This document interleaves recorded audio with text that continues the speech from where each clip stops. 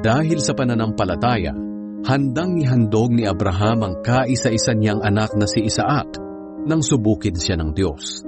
Kahit na alam niyang si Isaac ang ipinangako ng Diyos na pagmumulan ng kanyang lahi, handa pa rin niya itong ialay, sapagkat nanalig si Abraham na kung mamamatay si Isaac, muli siyang bubuhayin ng Diyos. At ganoon nga ang nangyari.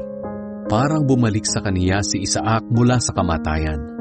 Dahil sa pananampalataya, binasbasan ni Isaac sina Jacob at Esau para maging mabuti ang hinaharap nila. Dahil sa pananampalataya, binasbasan ni Jacob ang mga anak ni Jose bago siya namatay.